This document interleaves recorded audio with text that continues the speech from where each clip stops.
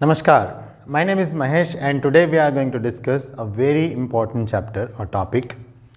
आज हम बात करेंगे कि इंग्लिश में कंपल्शन या मजबूरी या बाध्यता कैसे बताते हैं। कोई भी ऐसा काम जिसको करने के लिए आपको मजबूर हैं या फिर आपको करना ही पड़ता है या फिर आपको अभी करना है, उन सेंटेंसेस को किस टाइप से इंग्लिश में बनाया जाता है या कैसे प्रेजेंट में, पास्ट में और फ्यूचर में यूज़ किया जाता है। तो आज हम इन सभी चीज़ों के बारे में डिस्कस करने वाले हैं। तो चलिए शुरू करते हैं। देखिए, इंग्लिश में कंपल्शन या मजबूरी बताने के लिए एक रूल यूज़ किया जाता है। रूल है have to. Okay, have to का यूज़ करके हम अपने कोई भी काम के लिए अपनी मजबूरी बता सकते हैं, जैसे कि या फिर कोई बाध्यता बता सकते हैं। जैसे कि अगर मुझे बोलना है कि मुझे सुबह जल्दी उठना पड़ता है, मुझे सुबह जल्दी उठना पड़ता है। I don't want to get up early in the morning but I have to.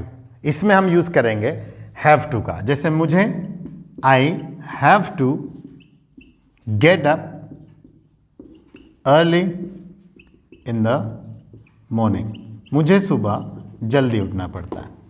I have to. यहाँ पर हैव टू का यूज़ इसलिए किया गया ताकि ये बता पाएँ कि आप अपने मजबूरी के भाव यहाँ पर ला सकें या बाध्यता के भाव ला सकें। I have to get up early in the morning. और सेंटेंसेस इसमें ऐड कर सकते हैं। I have to go to school daily.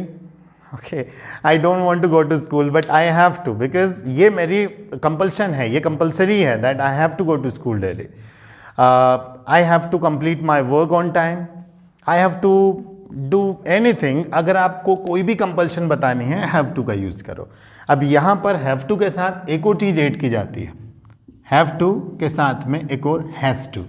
अब यहाँ दो चीज़ें हैं, एक सिंगुलर के लिए है और एक प्लूरल के लिए है। ओके, जैसे अगर हैव टू का यूज़ करना है तो मैं फर्स्ट पर्सन मतलब आई, वी, यू, दे और कोई भी प्लूरल आएगा, फर्स्ट पर्सन, सेकेंड पर्सन और प्लूरल, इन सब सब्जेक्ट्स के साथ में हैव टू का यूज़ होगा।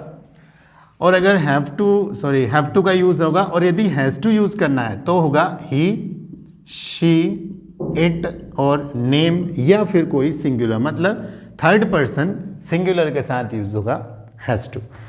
मतलब अगर उसके लिए बताना है कि उसे खाना बनाना पड़ता है,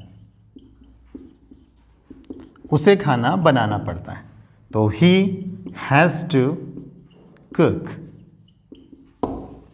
ओके, अब यहाँ यूज़ हो गया हैज़ टू और यहाँ यूज़ हो गया हैव टू। अब अगर ये बोलना है कि हमें होमवर्क करना पड़ता है, we have to complete our homework. हमें कोई भी काम करना पड़ता है तो वी हैव टू, तो I have to, we have to, you have to, they have to और कोई भी प्लूरल है, चिल्ड्रन हैव टू। लेकिन हैज़ टू का यूज़ करना है, he has to, she has to, it has to, name कोई भी नाम आ जाए वो हैज़ टू और कोई भी सिंगुलर सब्जेक्ट है तो हैज़ टू लगेगा। Okay, clear. तो यहाँ हैव टू का यूज़ होगा प्लूरल्स के लिए फर्स्ट पर्सन, सेकंड पर्सन और प्लूरल के लिए हैव टू और थर्ड पर्सन और सिंगुलर के लिए हैज़ टू। तो ये तो बात हो गई कि प्रेजेंट में हम किस तरह से बताते हैं। इसके बहुत सारे सेंटेंसेस हम लोग बना सकते हैं I have to, we have to का यूज़ करके। ओके, अब नेक्स्ट में अगर बात करें हम पास्ट की कि पास्ट में कैसे यूज़ किया जाता है, तो ये सेंटेंसेस तो हो गए हमारे प्रेजेंट वाले। अगर इसी को पास्ट में यूज़ करना है, क्योंकि ऑब्वियस सी बात है अगर प्रेजेंट में कोई काम करना पड़ता है तो हो सकता है ऐसा हो कि मुझे वहाँ जाना पड़ा, I did not want to go there but I had to go there. हम यहाँ हैव टू की सेकेंड फॉर्म लगा देंगे। चलिए उसके एग्जाम्पल्स देखते हैं।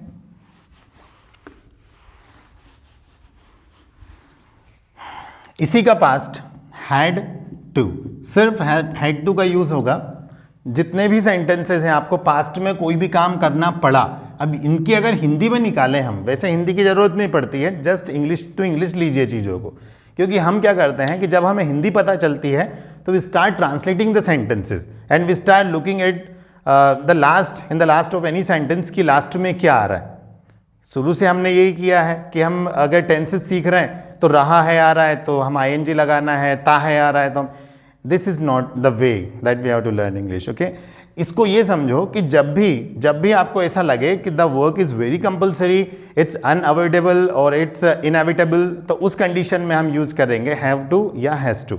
ओके, वैसे सुविधा के लिए हम लिख सकते हैं कि अगर कोई भी काम करना पड़ता है या कोई भी काम करना है, जैसे कि कंपल्सरी है I have to go to Bhopal, ये मैं टाल नहीं सकता, मुझे वहाँ जाना ही है, तो हैव टू यूज़ होगा। और मुझे ये काम रोज करना पड़ता है तो भी यहाँ पर हैव टू यूज़ होगा। ओके, पर ट्रांसलेट मत करिए प्लीज़, क्योंकि translation is not going to help you any more in spoken English, specially if you want to learn spoken English. If you want to talk in English to anybody, you cannot translate directly any sentence. Okay, just practice these sentences in English और उसको आप आसानी से direct बोल सकते हैं, क्योंकि जब हम हिंदी बोलते हैं तो हम किसी दूसरी लैंग्वेज के सहारे से नहीं बोलते। Then why to speak English with the help of Hindi translations? We cannot do that.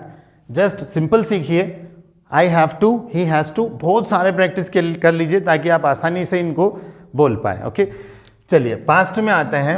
Had to का यूज करते हैं पास्ट में कोई भी काम करना पड़ा, जैसे कि I got an invitation last night, I got an invitation to attend a birthday party but I did not want to go there. मुझे नहीं जाना था या मैं नहीं जाना चाहता था, but I had to because it was compulsory and it was my compulsion to go there. It was compulsory actually, so I had to go there. मुझे पार्टी में जाना पड़ा, मैं जाना नहीं चाहता था पर मुझे पार्टी में जाना पड़ा। I had to go to the party,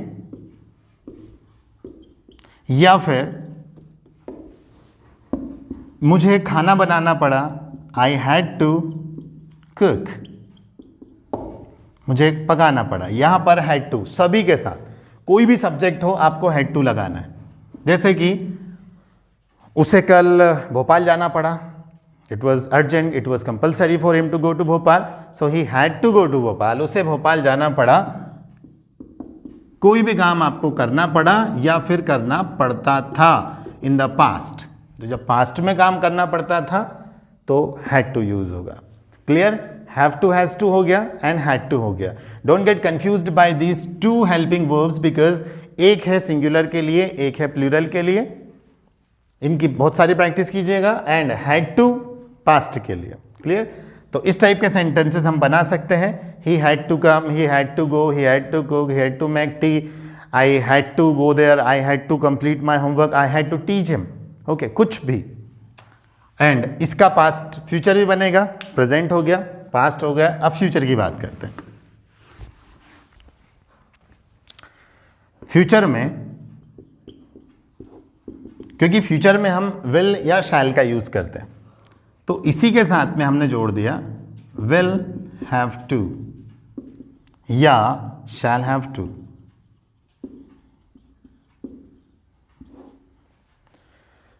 present, past और फ्यूचर, इसमें मतलब आपको ये काम करना पड़ेगा।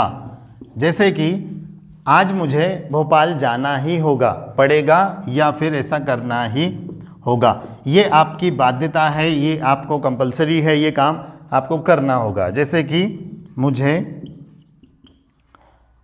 काम पूरा करना होगा या करना पड़ेगा, तो हो जाएगा I have to, sorry I will have to, या आई के साथ में शैल यूज करते हैं, I shall have to complete the work, I shall have to complete the work, मुझे काम कंप्लीट करना पड़ेगा, या I will have to complete the work. ये उस कंडीशन में है कि आपको ज़्यादा जोर दे के बोलना है तो आई के साथ विल लगा सकते हो या फिर आई के साथ शैल चल दीजिएगा। तो फ्यूचर में पड़ेगा will have to. Okay, have to का ध्यान रखिएगा, क्योंकि अगर टू नहीं लगाया तो उसका मतलब बदल जाएगा। ओके, तो यहाँ पर have to, had to and will have to, कोई भी काम करना पड़ता है, पड़ा और पड़ेगा। आप एक ही सेंटेंस को तीनों में कन्वर्ट कर लीजिएगा प्रैक्टिस के लिए। जैसे कि I have to go to school, I had to go to school and I have to go to school. Okay, मुझे स्कूल जाना पड़ता है, मुझे स्कूल जाना पड़ा और स्कूल जाना पड़ेगा। ओके, तो ये इस तरह से हम लोग यूज़ कर सकते हैं। एक और है, अब इसको मॉडल के साथ भी यूज़ किया जा सकता है। जैसे कि अगर मुझे बोलना है कि ऐसा करना पड़ सकता है, ओके, तो इसके साथ में हम लोग, अगर आपको पॉसिबिलिटी, थोड़ी बहुत संभावना बतानी है, तो हम मे के साथ भी यूज़ किया जा सकता है। May have to, okay, he may have to go there. उसे शायद अगर सेंटेंस में लग जाए तो हमें मे के साथ भी यूज़ कर सकते हैं, क्योंकि मे एक मॉडल है जिसका यूज़ हम लोग पॉसिबिलिटी या संभावना बताने के लिए करते हैं, तो मे के साथ भी इसे यूज़ किया जा सकता है। तो मॉडल्स के साथ भी इसे यूज़ किया जा सकता है।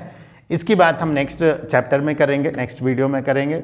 वीडियो अच्छा लगा हो अपने दोस्तों के साथ ज़रूर शेयर कीजिए। हमारा उद्देश्य बच्चों में जो इंग्लिश के प्रति कन्फ्यूजन्स या इंग्लिश के प्रति जो डर है उसको दूर करने का है। बिल्कुल सिंपल सा काम है, आपको एक ही काम करना है, ओनली प्रैक्टिस। तो ज़रूर अपने दोस्तों के साथ शेयर कीजिएगा।